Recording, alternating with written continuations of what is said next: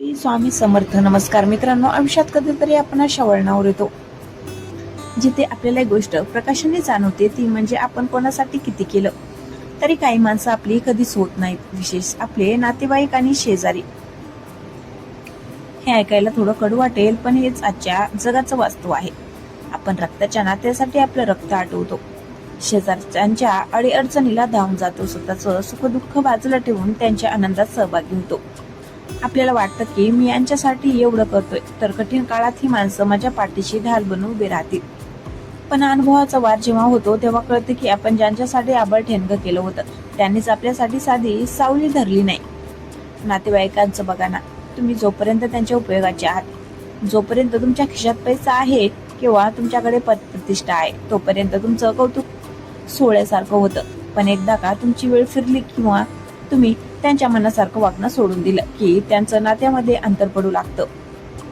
मग तुमच्या चांगुलपणाच्या कथा विसरून तुमच्या चुकांकडे पाडे वाचले जातात. कधी कधी तर असं वाटतं की जगाला आपल्या यशाचा जितका आनंद होत नाही, तितका आपल्या जवळच्या माणसांना आपल्या अपयशाची उत्सुकता असते.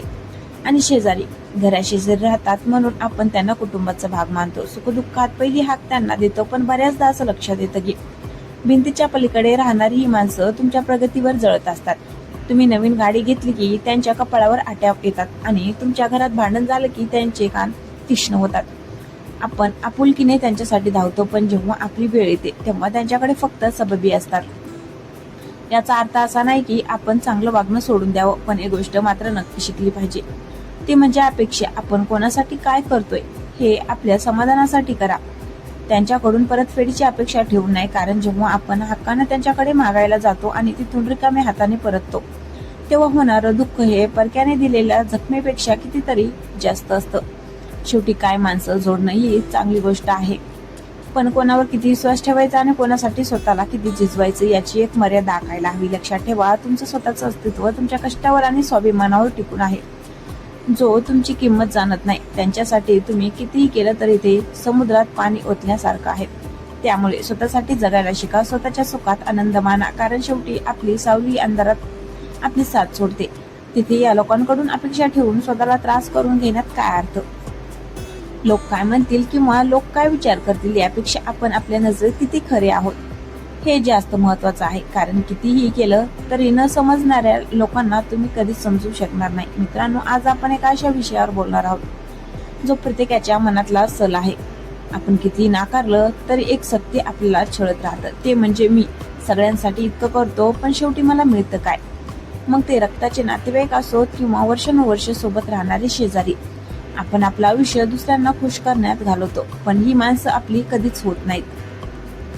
कधी विचार केलाय का असं का होतं? कारण आपण माणसांना नाही तर त्यांच्याकडून असलेल्या अपेक्षांना जपतो. नातेवाईकांचं कसं असतं माहितीये, तुम्ही त्यांच्यासाठी 100 गोष्टी करा, त्या 100 गोष्टीचा त्यांना विसर पडेल, पण एखादी गोष्ट तुमच्याकडून राहून गेली किंवा तुम्ही त्यांना नाही म्हणलात की तिथेच तुमचं सगळं कौतुक संपतं. तुम्ही आयुष्यात कितीही प्रगती केली तरी काही नातेवाईकांना तुमच्या यशाचं कौतुक वाटण्यापेक्षा हा आमच्या पुढे कसा गेला याचीच जास्त असूया असते. तुमच्या सुखात ही माणसं हसताना दिसतील, पण तुमच्या संघर्षाच्या काळात हीच माणसं सर्वात आधी लांबून तमाशा बघतात. आणि आपल्या शेजारच्यांचं तर विचारू नका. एकाच भिंतीच्या आडोशाला राहून आपण त्यांना आपलं मानतो, त्यांच्या घरच्या कार्यक्रमात आपण उत्साहाने राबतो, त्यांच्या अडीअडचणीला खंबीरपणे उभे राहतो. पण गंमत बघा, जेव्हा तुमच्या घरावर संकट येतं तेव्हा त्याच भिंती अधिक उंच होतात. तुमच्या शेजारी तुमच्याशी किती चांगलं वागेल हे तुमच्या परिस्थितीवर अवलंबून असतं. तुमच्याकडे सत्ता आणि संपत्ती असेल तर तो तुमचा सर्वात जवळचा मित्र बनेल, पण तुमची वेळ खराब असेल तर तो तुम्हाला ओळख दाखवायलाही कचरतो. अहो, आपण किती काळ दुसऱ्यांच्या प्रमाणपत्रासाठी जगायचं? आपण कोणाला तरी आपलं मानतो, पण समोरचा माणूस आपल्याला फायद्याचा माणूस म्हणून बघत असतो.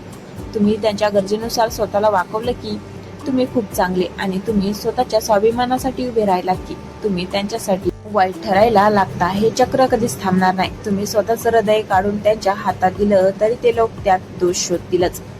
म्हणूनच आता वेळ आली आहे स्वतःला सावरण्याची. कोणासाठी काही करायचं असेल तर ते मनाच्या मोठेपणाने करा, उपकार म्हणून नाही, आणि अपेक्षेने तर मुळीच नाही. कारण जेव्हा आपण कोणाकडून आपुलकी शोधतो तेव्हाच आपण कमजोर होतो. लोकांना तुमची किंमत तेव्हाच कळते जेव्हा तुम्ही त्यांच्यासाठी उपलब्ध असणं बंद करता. नेहमी लक्षात ठेवा, रक्ताचं नातं असो वा शेजार धर्म, जोपर्यंत तुम्ही स्वतःसाठी उभे राहत नाही तोपर्यंत कोणीही तुमचा आदर करणार नाही. माणसं ओळखा पण त्यातच गुंतू नका. स्वतःच्या प्रगतीवर लक्ष द्या, स्वतःच्या छंदांना जपा आणि स्वतःच्या कुटुंबासाठी वेळ द्या. कारण शेवटी आपलं म्हणता येईल असं फक्त तुमचं कर्तव्य आणि तुमची स्वतःवरची श्रद्धा असते. बाकी सगळं येणं जाणं आहे. जे तुमचे आहेत त्यांना सिद्ध करून दाखवण्याची गरज नसते आणि जे तुमचे कधीच नव्हते त्यांना तुम्ही कितीही केलं तरी ते कधीच समजणार नाहीत. माणूस म्हणून जन्माला आलो की आपण प्रेमाचे भुकेलेले असतो. आपल्याला वाटतं की चार माणसं आपल्या पाठीशी असावीत, संकटात कोणीतरी हक्काने धावून यावं. याच भाबडेपणापोटी आपण नातेवाईक आणि शेजाऱ्यांसाठी स्वतःला झिजवतो. पण कधी शांतपणे विचार केलाय का की ज्यांच्यासाठी आपण दिवस रात्र एक करतो ती माणसं खरंच आपल्या पडत्या काळात आपल्या सोबत असतात का? कटू सत्य हेच आहे की आजच्या जगात नाती आणि शेजार धर्म हे केवळ गरजेवर टिकून आहेत. तुम्ही कोणासाठी काय केलं हे लोक फार लवकर विसरतात, पण तुम्ही कोणाचं काय केलं नाही हे मात्र ते आयुष्यभर लक्षात ठेवतात. नातेवाईकांच्या मोळव्यात किंवा शेजारच्या गप्पात तुमची किंमत तुमच्या कर्तृत्वावर नाही तर तुमच्या खिशातल्या पैशावर ठरवली जाते. तुम्ही यशस्वी असाल तर तुमचे लांबचे नातेवाईक मिरवायला येतात आणि की हा आमचाच मुलगा आहे. पण जर तुम्ही संघर्षात असाल तर जवळचे नातेवाईक विचारतात, अजून किती दिवस असाच बसून राहणार आहेस? बऱ्याचदा आपल्याला वाटतं की शेजारी तुमचे दुसरं कुटुंब. आपण त्यांच्या पोराबाळांना आपलं मानतो, त्यांच्या सुखदुःखात आपलं घर विसरून मदतीला जातो. पण अनुभव काय सांगतो, जेव्हा तुमच्या घरात प्रगतीचा दिवा लागतो तेव्हा सर्वात जास्त पोटात कोणाच्या दुखतं? त्यात शेजाऱ्यांच्या. तुमच्याबद्दलची अफवा कुठून पसरतात? तुमच्या घराच्या जवळ राहणाऱ्या लोकांपासूनच. आपण ज्यांना आपल्या आयुष्यातली जागा देतो तेच लोक आपल्या आयुष्याचा तमाशा करायला टपलेले असतात. मदतीचा हात पुढे करणं वाईट नाही, पण तो हात कोणासमोर पुढे करतोय हे समजणं खूप महत्वाचं आहे. आपण कोणासाठी तरी धावतोय आणि समोरचा माणूस मात्र आपल्याला गृहीत धरतोय, ही सर्वात मोठी धोक्याची घंटा आहे. तुम्ही किती केलं तरी काही माणसं कधीच तुमची होणार नाहीत, कारण त्यांच्या मनात तुमच्याबद्दल प्रेम नाही तर फक्त स्पर्धा आणि स्वार्थ असतो. मग करायचं काय? रडून किंवा तक्रार करून काहीच बदलणार नाही. बदल स्वतःमध्ये करायला हवा. लोकांना खुश करण्याचा छंद सोडून द्या. तुम्ही किती परफेक्ट वागलात तरी लोक तुमच्यात चुका शोधणारच आहेत. ज्यांना तुमची किंमत नाही त्यांच्यासाठी स्वतःचा वेळ आणि भावना वाया घालू नका. नाती अशी जपा की तुम्हाला आधार देतात. शेजार धर्म पाळा, पण घरच्या चौकटीत कोणाला किती प्रवेश द्यायचा याचे नियम स्वतः ठरवा. आयुष्याचा एक साधा नियम लक्षात ठेवा, अति तिथे माती. तुम्ही कोणासाठी अति उपलब्ध झालात की तुमची किंमत कवडी मोलाची होते. त्यामुळे लोकांसाठी झिजणं बंद करा आणि स्वतःसाठी जगायला सुरुवात करा. तुमची प्रगती, तुमचं समाधान आणि तुमच्या घराची शांतता हीच तुमची खरी माणसं आहेत. जे तुमचं मन ओळखू शकत नाहीत ते तुमचं बलिदान कधीच ओळखणार नाहीत. त्यामुळे अशा लोकांसाठी वाईट वाटून घेण्यापेक्षा माझं आयुष्य माझे नियम या विचाराने जगायला शिका. कारण शेवटी तुम्ही स्वतःला किती जपता यावरच तुमचं सुख अवलंबून असतं. मित्रांनो, आपण आयुष्यात एक खूप मोठी चूक करतो. आपण नाती आणि मैत्री गुंतवणूक म्हणून पाहतो. आपल्याला वाटतं की आपण कोणाला तरी प्रेम दिलं, वेळ दिला किंवा मदतीचा हात दिला की बदल्यात आपल्यालाही तेच मिळेल. विशेष नातेवाईक आणि शेजाऱ्यांच्या बाबतीत आपला हा समज खूप पक्का असतो, पण जेव्हा वास्तव समोर येतं तेव्हा कळतं की आपण ज्यांना आपलं मानत होतो त्यांच्यासाठी आपण फक्त एक पर्याय होतो. एक गोष्ट लक्षात ठेवा, माणसाचा स्वभाव हा मुळातच स्वार्थी असतो. जोपर्यंत तुमच्याकडून काहीतरी मिळते तोपर्यंत तुमचा आदर केला जातो. नातेवाईकाच्या व्हॉट्सअप ग्रुप पासून ते शेजारच्या कट्ट्यापर्यंत तुमची चर्चा तेव्हाच रंगते जेव्हा तुमच्याकडे सांगण्यासारखं काहीतरी मोठं असतं. पण ज्या दिवशी तुम्ही शांत होता, ज्या दिवशी तुम्हाला आदराची गरज असते, त्या दिवशी ही गर्दी हळूहळू पांगू लागते. मग आपल्याला प्रश्न पडतो की मी तर यांच्यासाठी इतकं केलं होतं, मग आज ही माणसं कुठे गेली? खरं सांगू का, ती माणसं तिथेच असतात, फक्त तुमचा उपयोग संपलेला असतो. आपण ज्यांना आपले म्हणतो ते प्रत्यक्षात आपल्याशी नाही तर आपल्या परिस्थितीशी जोडलेले असतात. नातेवाईक तुमच्या यशावर जळतील किंवा तुमच्या अपयशावर असतील, पण तुमच्या संघर्षात तुमच्या खांद्यावर खांदा लावून उभे राहणारे फार कमी असतात. शेजाऱ्यांचंही तसंच आहे. तुम्ही ज्यांच्यासाठी धावून गेलात तर तुम्ही देव माणूस, पण एकदा स्वतःचं काम असल्यामुळे तुम्ही नाही म्हणलात तर तुम्ही त्यांच्या नजरेत अहंकारी ठरता. आपण आयुष्यभर इतरांच्या नजरेत चांगलं ठरवण्यासाठी धडपडतो.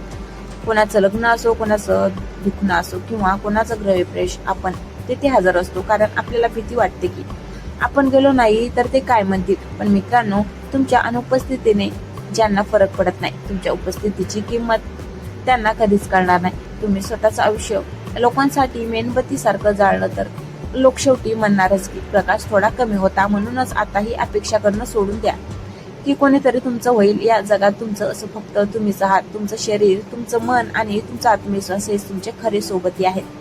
नातेवाईकांशी संबंध ठेवा, शेजाऱ्यांशी प्रेमाने वागा, पण आपलं हृदय अशा ठिकाणी गुंतू नका जिथे त्याची किंमत शून्य आहे.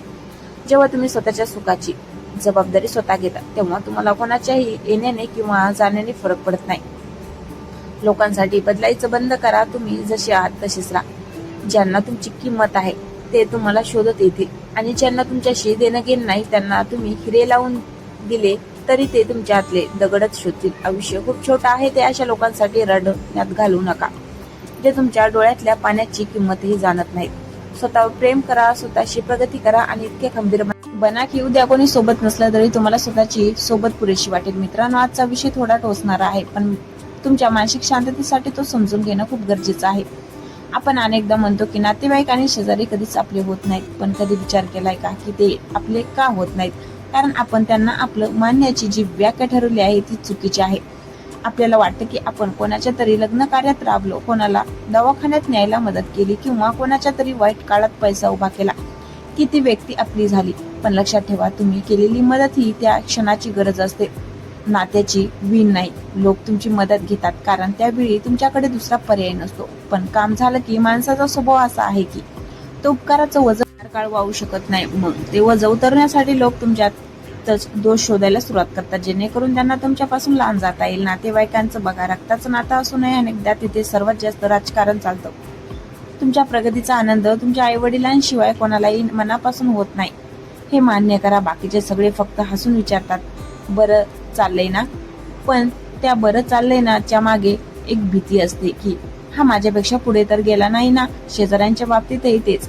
जोपर्यंत तुम्ही त्यांच्यासारखेच सामान्य आहात तोपर्यंत ते तुमच्याशी खूप गोड वागतील, पण ज्या दिवशी तुम्ही तुमची स्वप्न मोठी ठेवून जेब घेतात तेव्हा त्यात शेजाऱ्यांच्या नजरेत तुमच्याबद्दल एक अडी निर्माण होते. आपण काय करतो?